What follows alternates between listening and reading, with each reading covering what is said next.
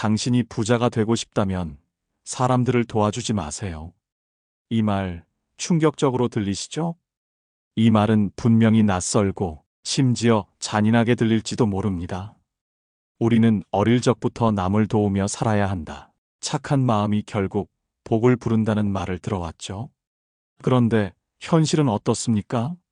늘 남을 위해 애쓰며 살던 사람들 중 부유하고 여유로운 삶을 사는 경우는 드뭅니다.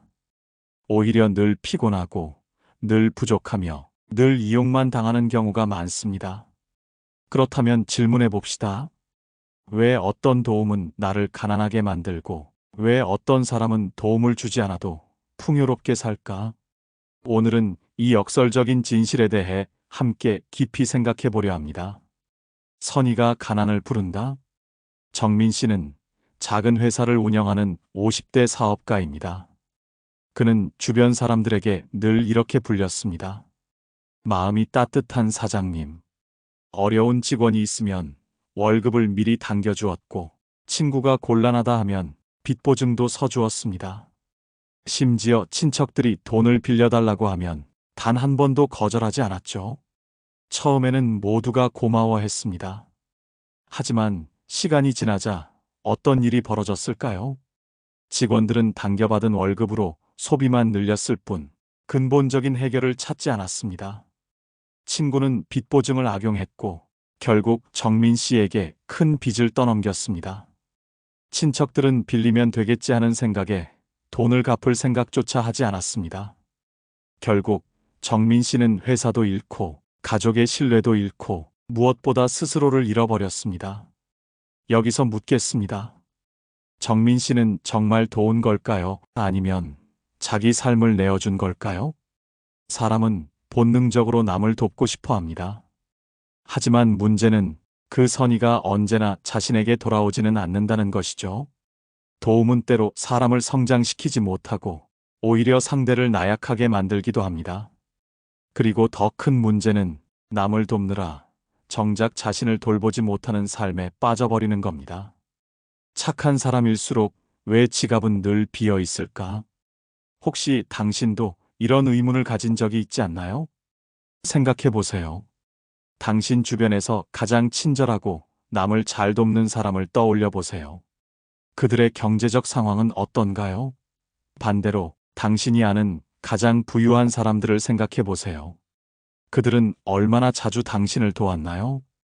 포브스 억만장자 순위에 오른 사람들 중 90% 이상이 자선활동을 하지만 그들이 부를 축적하는 과정에서는 도움보다 집중을 선택했다는 사실을 아시나요? 인간의 뇌는 누군가를 도울 때 도파민을 분비합니다. 이는 마치 마약과 같은 쾌감을 줍니다. 우리는 이 쾌감에 중독되어 자신의 목표보다 타인의 문제 해결에 더 많은 에너지를 쏟게 됩니다. 상상해 보세요.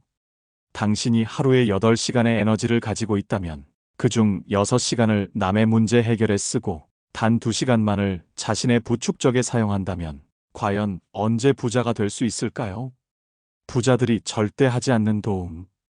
부자들을 자세히 들여다보면 놀라운 공통점이 있습니다. 그들은 남을 돕지 않는 것이 아니라 무분별하게 돕지 않는다는 것입니다. 어떤 부자는 말했습니다. 도움을 주려면 상대가 스스로 성장할 수 있는 발판이 될 때만 하라. 그렇지 않으면 그건 내 시간과 돈을 불태우는 것에 불과하다.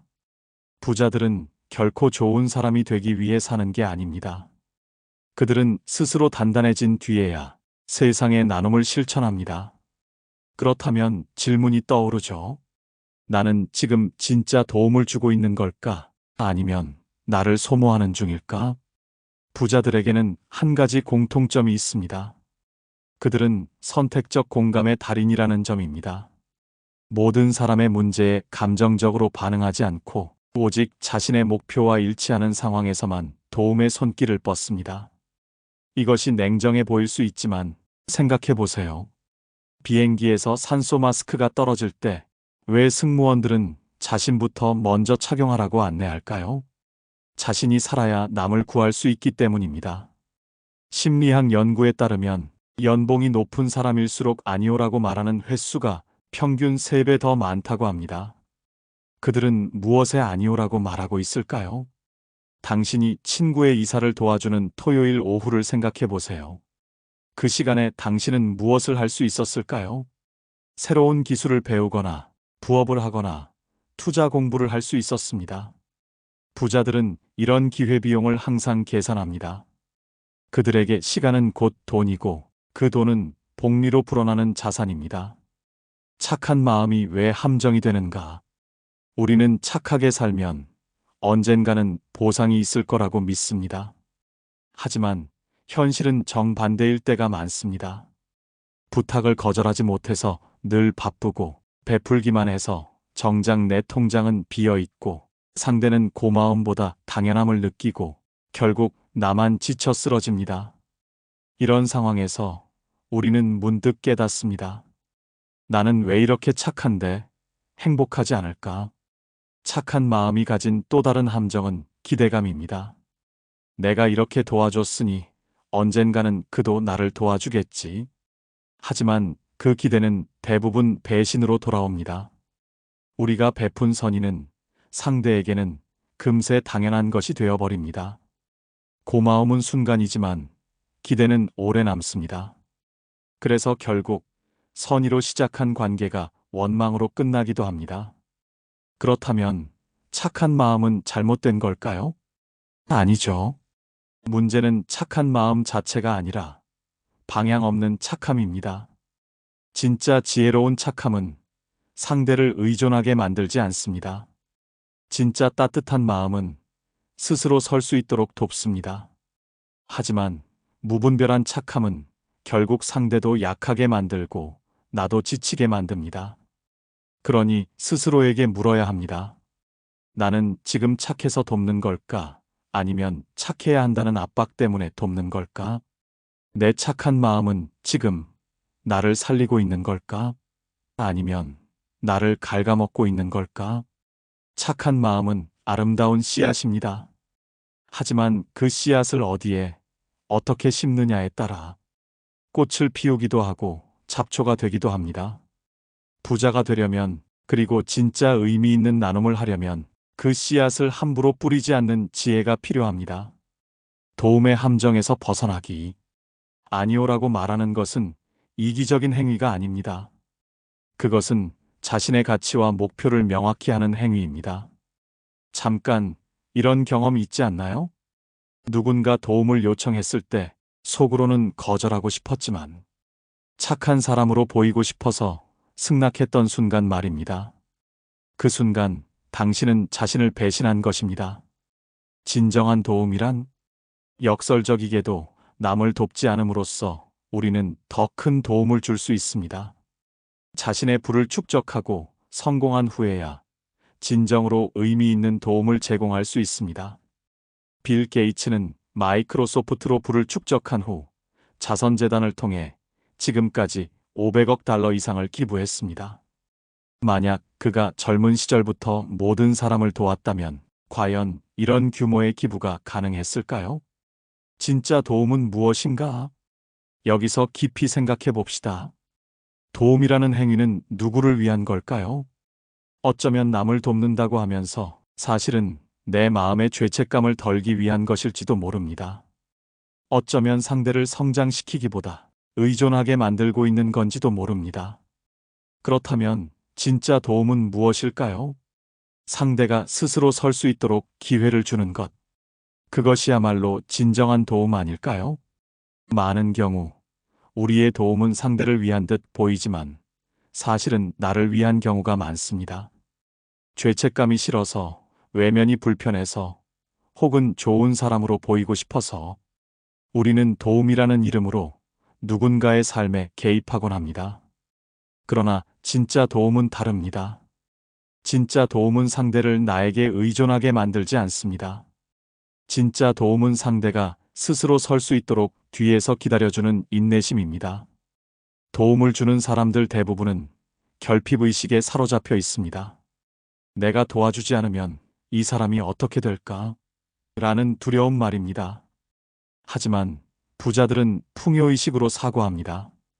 내가 성공하면 더 많은 사람을 도울 수 있다고 생각하죠.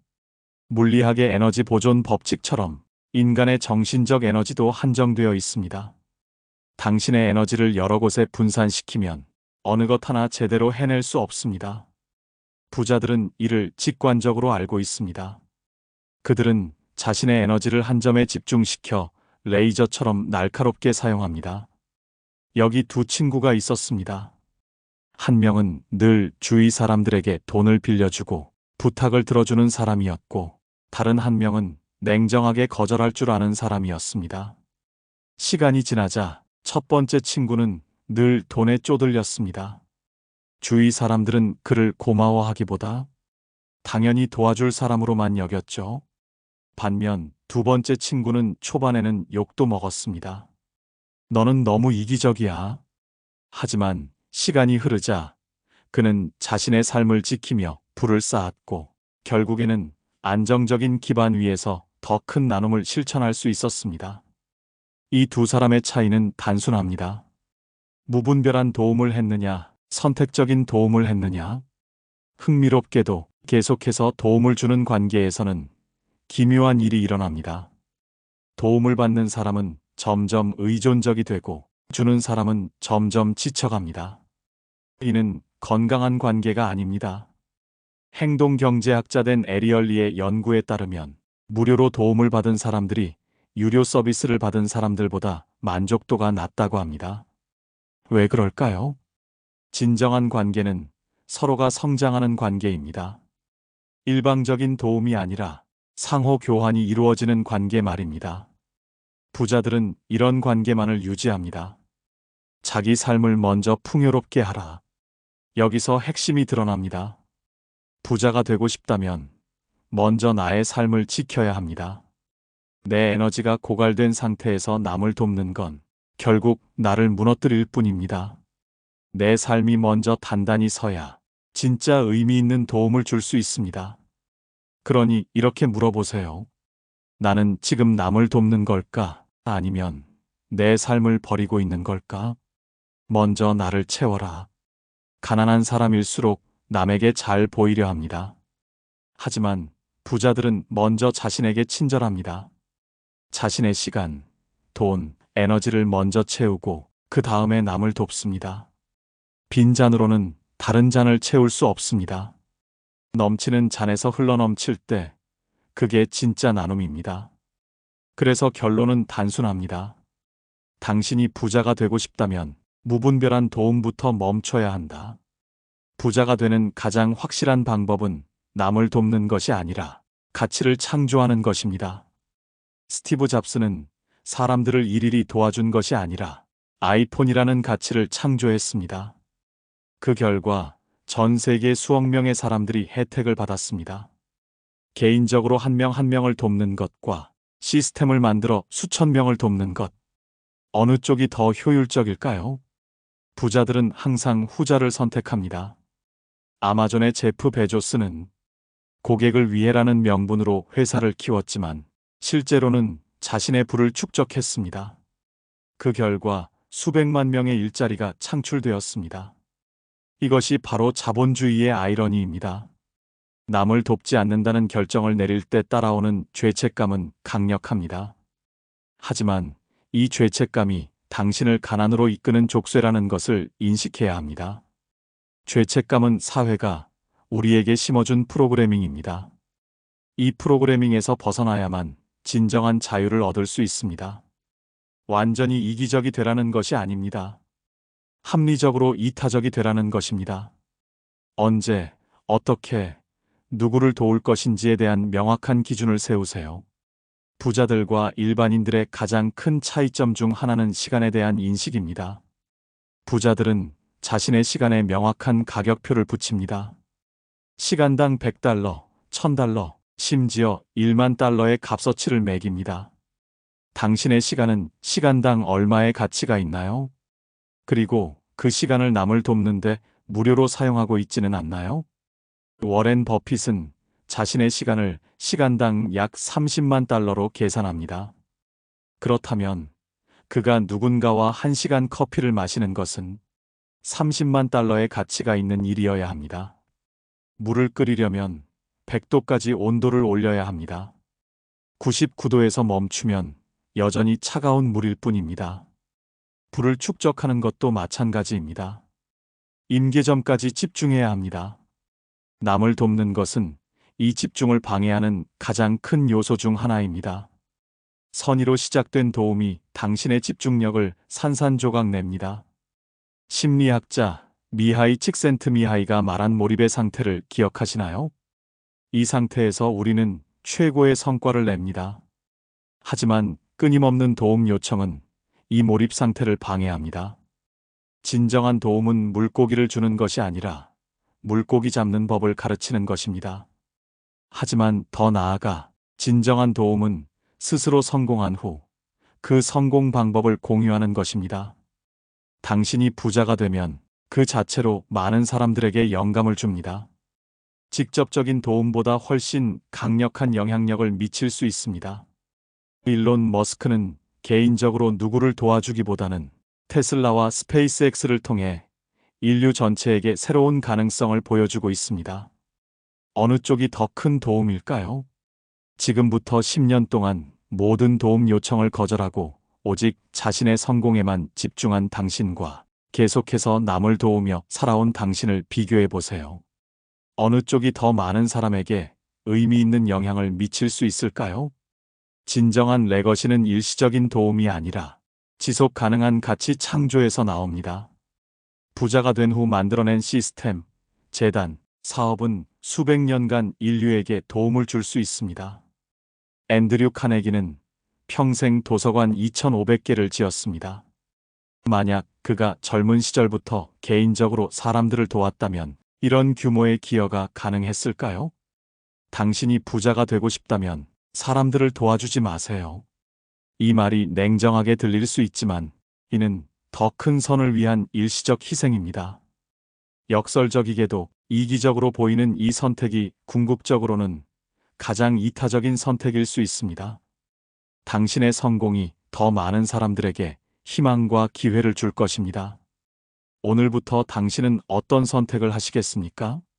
일시적인 도덕적 만족감을 택할 것인가? 아니면 장기적인 영향력을 위해 지금의 불편함을 감수할 것인가? 당신의 미래는 오늘의 이 선택에 달려 있습니다. 그리고 기억하세요. 가장 큰 도움은 때로는 도움을 거절하는 것에서 시작됩니다. 오늘 우리가 나눈 이야기가 편안하지만은 않았을 것입니다. 때로는 가슴을 찌르는 날카로운 진실이었고, 때로는 기존 믿음을 뒤흔드는 불편한 관점이었을 것입니다. 하지만 진정한 성장은 항상 불편함에서 시작됩니다. 나비가 되기 위해서는 번데기의 어둠과 고통을 견뎌내야 하듯이 진정한 부와 성공을 위해서는 기존의 틀을 깨고 나와야 합니다. 여러분이 오늘부터 내리는 작은 선택들 하나하나가 10년 후, 20년 후 여러분의 인생을 완전히 바꿔놓을 것입니다. 도움 요청이 들어올 때마다 잠깐 멈춰서 생각해 보세요. 이것이 나의 꿈에 한 걸음 더 가까워지게 하는가? 그리고 용기를 내어 여러분의 미래를 선택하세요. 세상은 여러분이 성공하기를 기다리고 있습니다. 여러분의 성공 스토리가 누군가에게는 희망이 되고 영감이 될 것입니다. 지금 이 순간부터 여러분의 새로운 여정이 시작됩니다. 행운을 빕니다. 아니, 행운보다 더 중요한 것은 여러분의 선택과 의지입니다. 오늘 이야기는 차갑게 들릴 수도 있습니다. 하지만 부자들의 철학은 언제나 같았습니다. 내가 먼저 부유해져야 진짜 나눔이 가능하다. 그러니 이제 사람들에게 무조건 끌려다니며 돕는 삶을 내려놓으세요. 그리고 먼저 당신의 삶을 풍요롭게 하세요. 그 순간 당신의 도움은 가난한 선의가 아니라 풍요로운 나눔이 될 것입니다. 끝까지 함께 해주셔서 감사합니다. 당신이 먼저 단단해지고 풍요로워져서 언젠가 진짜로 가치 있는 나눔을 할 수 있기를 진심으로 응원합니다. 오늘의 이야기가 마음에 남으셨나요? 부자가 된다는 건 돈만의 문제가 아니라 내 삶을 먼저 단단히 지키는 일에서 시작됩니다. 이 영상이 당신에게 작은 깨달음이 되었다면 구독과 좋아요로 함께 마음을 나눠주세요. 댓글로도 여러분들의 이야기들을 남겨주세요. 다음 영상에서 또 만나요. 별책룸이었습니다.